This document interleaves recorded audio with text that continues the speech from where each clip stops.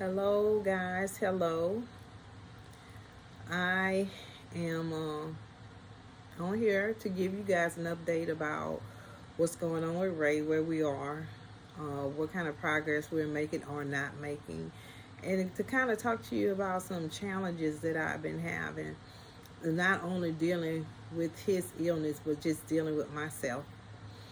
And we're going to start with scripture as we always do here. I'm going to start with two scriptures tonight. Um, the first one is peace within Psalms 122 and 7 through 8. Peace be within your walls and security within your towers. For my brothers and companions' sake, I will say, peace be within. And the other one is Psalm 34:17. The righteous cry out, and the Lord hears them. He delivers them from all their troubles. Um, so here's the update on Ray. The update for him is the therapist told me that he is not making any progress. He actually ordered him a lift because he's saying in a little while he's not going to, I won't be able to handle him by myself. He's going to, I would at least have a lift to transfer him from the bed to the little potty thing. I forget what they call it. But anyway, I asked him then, I asked Ray, whose report are you going to believe? And then what decisions are you willing to make the report not be what the therapist say it is, but what God said. God says you're healed in the name of Jesus. So whose report are you going to believe? He says by June he's going to be walking. And I want to believe him at his word that he will be walking. But all his actions are saying different. The man was like, he's not showing any improvement, and the things that he can do, the thing he needs to do, he's refusing to do simply because he says it just hurts too bad. And that's the stretching of his hand and the stretching of his arm. And if he does not do the work, what's going to happen is he's going to be wheelchair bound, and his hand is going to lock in place. His arm is going to lock in place. I don't know who I could get to talk to him who's been through these challenges and this pain. I don't know. Honestly, I've been confused about the whole situation.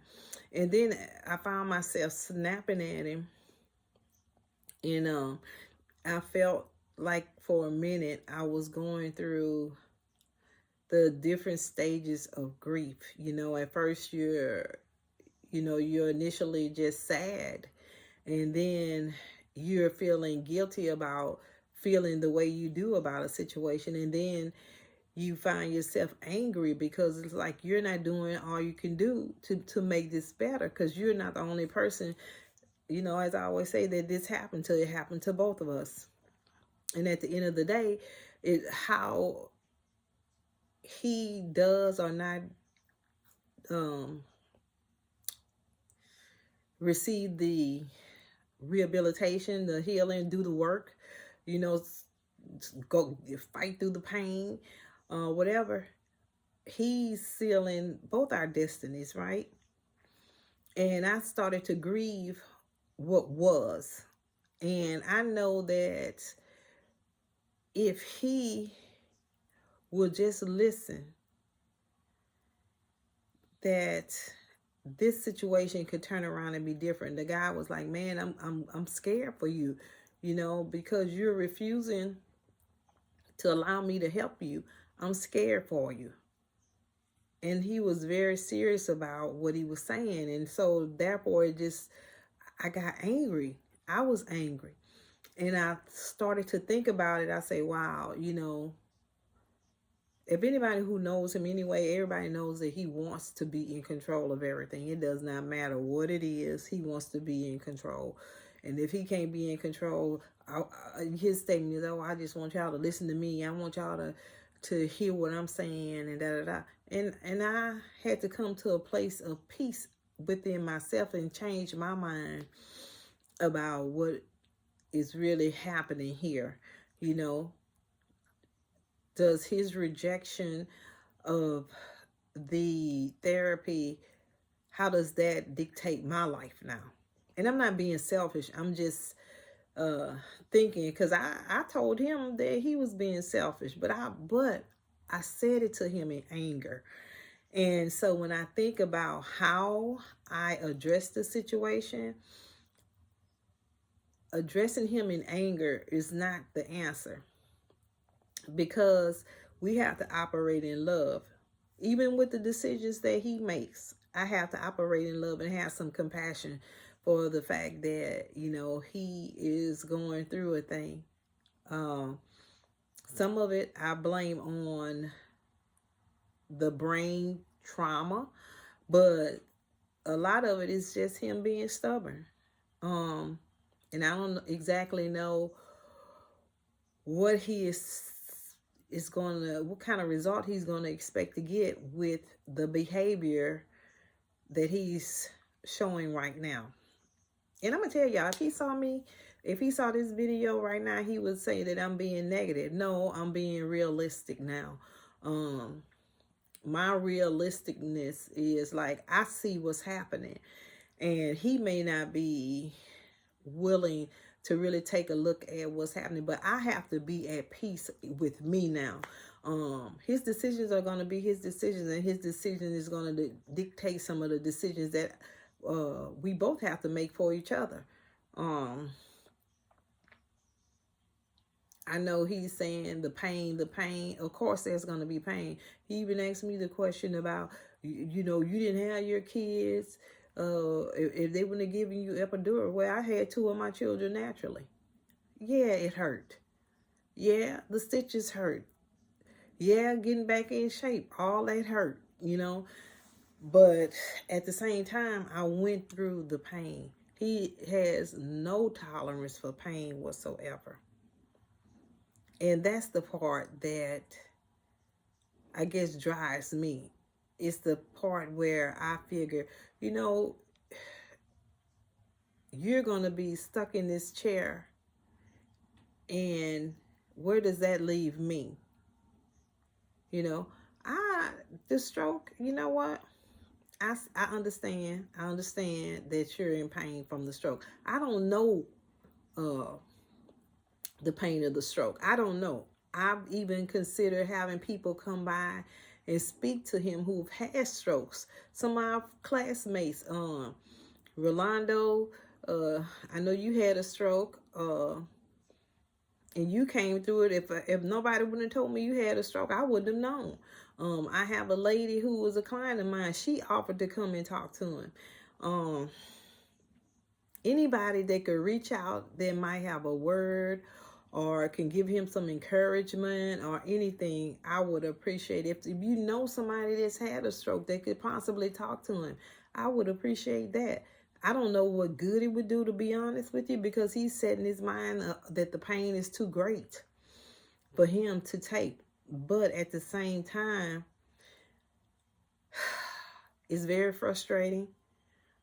To be honest, because I got to be transparent here, I found myself condemning myself because of my behavior, because I was so angry and upset and frustrated that he's making the decision to not do all that he can do. And he would probably say right now, if he saw me doing this video, that I'm doing everything I can. Y'all just don't understand the pain and da da da da da da da da da.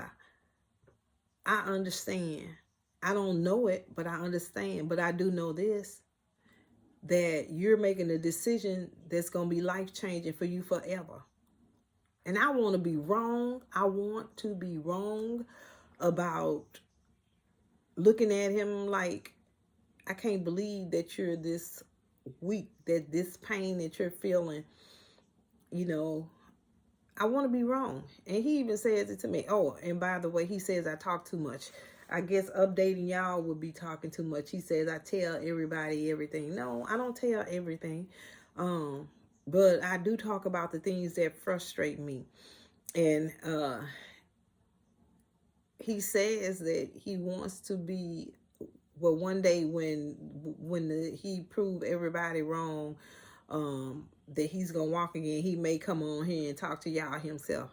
I don't know. My prayer is that that happens. That's my prayer.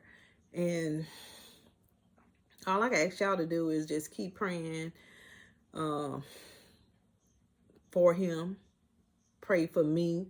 And I had to, if I didn't have the solid group of people around me that are around me, I don't know where I would be right now, because it's truly messing with me mentally. It really is. It's making me feel like my hands are tied and there's just no way to get from under the pressure of where we are right now. It absolutely makes no sense to me where we are right now. Why we cannot get him on the right page or make him think differently. And maybe somebody needs to talk to me, because I don't understand. And I have had a friend to reach out and say, don't give up. Because I have been at a give up point in this situation. I'm like, hey, if you don't care, I don't care. But I have to remember too that he does have a brain injury.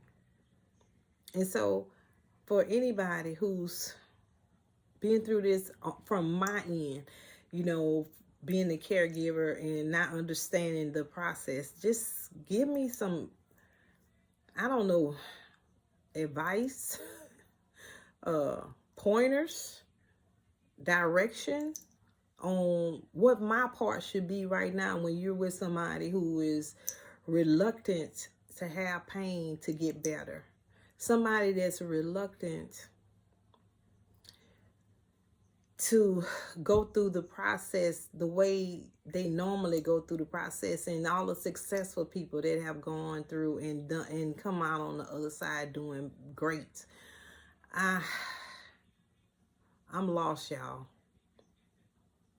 Nicole, I know you went through a stroke and you appear to be doing pretty good. I understand. I don't know. I guess I really don't understand. I just don't understand. You know, he's been a fighter, or, you know, or just bullheaded and stubborn. I don't know what to call it. I guess even my frustration, I can see that it's kind of showing through now. But at the end of the day, I have to be in a good place. I always tell y'all that we can't be anything for anybody that we're not for ourselves. See, I was dropping myself down in a pit, running on E, trying to help. And my friend asked me, you know, where are you right now? What are your feelings right now? Well, my cup was empty. I was drained out. I had nothing to give.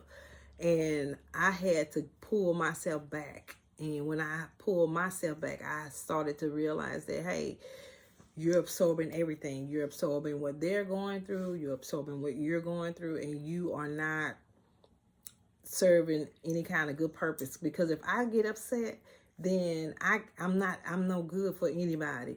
I just got so many things on my mind. So many things that needs to be taken care of. So many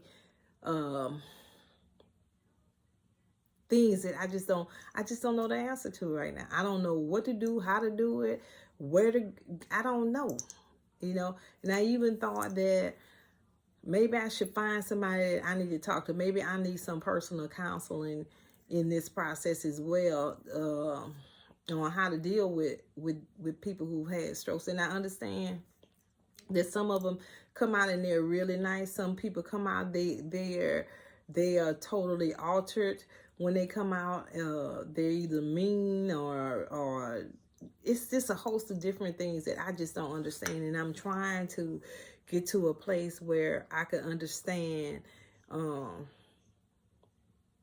where he is. But I have to make sure that I'm okay too. And here for the last week or so, it's been tough, y'all.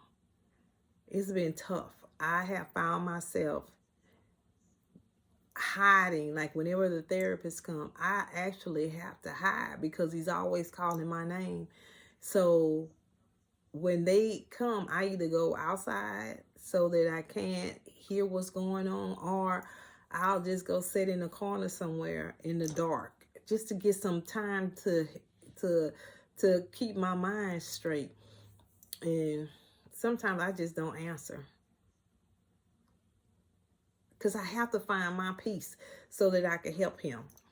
And I have to be in a good place so that I can help him as much as I can. But eventually, if something don't change, we're going to have to make some drastic decisions around here. Some decisions that I don't want to have to make. Basically, it's going to be his decisions, not mine, for how we deal with this. Because I could be a constant, strong support, but at some point, your decisions are going to have to be your decisions for your life.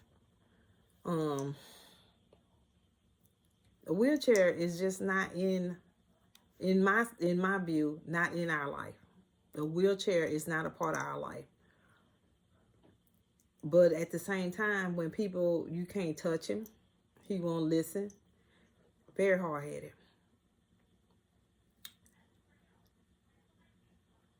And it's leaving me at a loss. But I'm a little bit stronger this week. I've said what I had to say about it.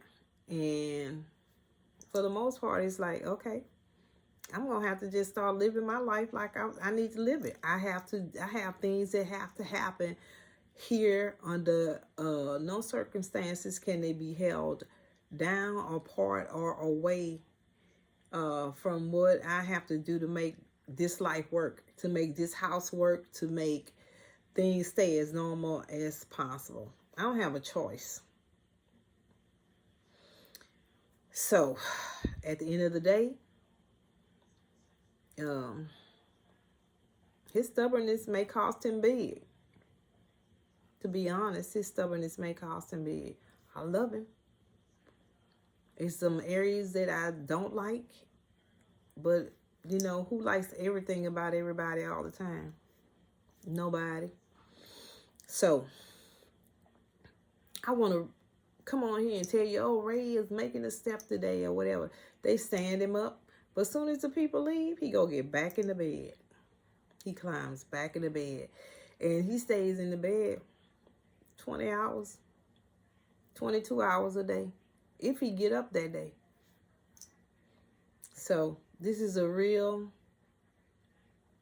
it's disappointing for me to even have to say that I don't know what's next. I don't know if he even wants to recover from the stroke, to be honest with you.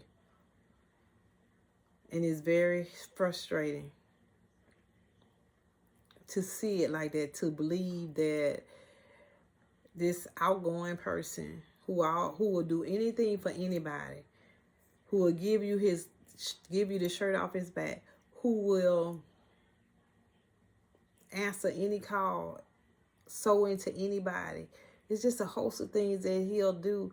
I mean, this guy, you know, it's a lot of things I could say, but at the same time, it's like, what do you do?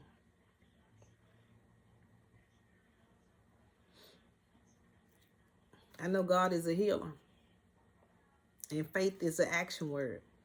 Told y'all that before. Faith without works is dead. And Ray is 57. And he's talking to God, but he wants the easy way out too. I really don't know the answer, y'all. But all I can do is ask y'all to continue to pray that this is my prayer. This is what I want from you all now. We all believe that he can be better. We know that.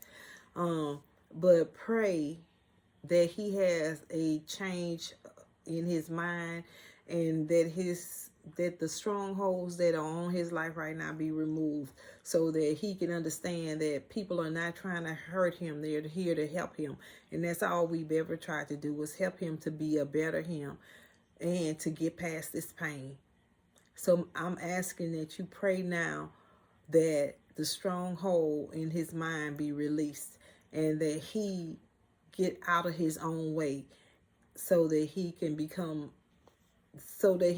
more independent. This stroke is not the end of his life. It's the beginning of a new life. But without his help, without him doing everything that he can do for himself, he's going to be stuck, what I would normally say, stuck in transition, because we're transitioning right now. He's going to be stuck in transition. And I hate to say that that might be the reality, that he's stuck in transition and not willing to do what it takes to get out of this chair, not doing what it takes to make his legs and arm and hand work again. So that's kind of where I am right now, y'all.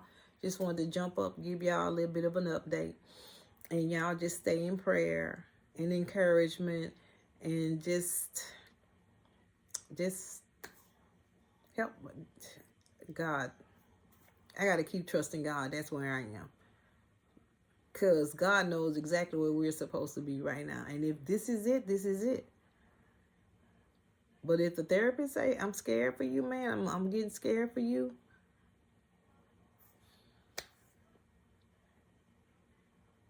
but I'm not going to be scared for me. I'm not going to be scared for me. So I love y'all. Prayers up, prayers up.